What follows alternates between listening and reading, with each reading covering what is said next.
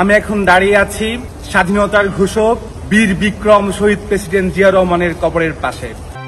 নেত্রকোনা জেলার ২৪ বছরের যুবক ইশতিয়াক আহমেদ হৃদয় পড়েন ঢাকার নর্দান বিশ্ববিদ্যালয়ে। ঢাকায় তিনি ছাত্রলীগ নেতা, আর নেত্রকোনায় করেন ছাত্রদল। হৃদয়ের বাড়ি নেত্রকোনা জেলার কেন্দুয়া উপজেলার আঠারবাড়ি এলাকায়। ঢাকায় ছাত্রলীগ করলেও নিজ এলাকায় তিনি ছাত্রদলের পদধারী নেতা।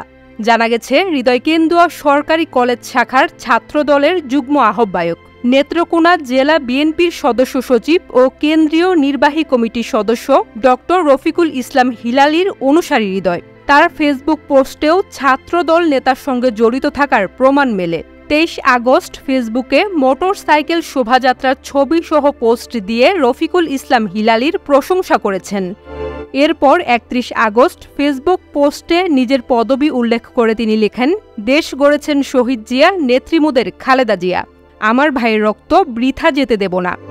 তবে মুদ্রার অন্য পিঠও আছে, কেননা গ্রামের বাড়িতে ছাত্রদল করলেও ঢাকায় তিনি পদধারী ছাত্রলীগের নেতা। সম্মিলিত বেসরকারি বিশ্ববিদ্যালয়ের অন্তর্গত নর্দান বিশ্ববিদ্যালয় শাখার শিক্ষা ও পাঠ্যক্রম বিষয়ক সম্পাদক।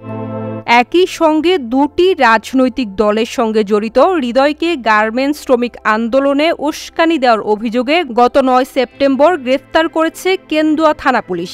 হৃদয়কে গ্রেফতারের পর পুলিশ সদর দপ্তর থেকে এ বিষয়ে প্রেস বিজ্ঞপ্তি দিয়ে জানিয়েছে, পোশাক কারখানায় নাশকতার মাধ্যমে অস্থিতিশীলতা সৃষ্টির উস্কানিদাতা ছাত্রলীগ নেতা ইশতিয়াক আহমেদ হৃদয়কে গ্রেফতার করেছে পুলিশ।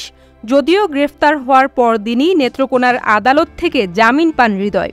ওই দিনই তিনি মোটরসাইকেল শোভাযাত্রা সহ এলাকায় যান।